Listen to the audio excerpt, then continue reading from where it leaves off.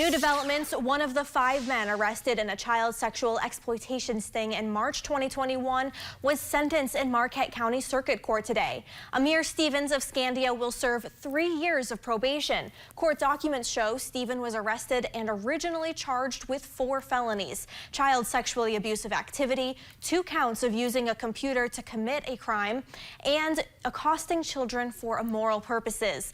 His charges were reduced to 1 count of accosting children for immoral purposes after a plea agreement in September. Judge Roger Kangas says Stevens' lack of criminal history played a role in his decision.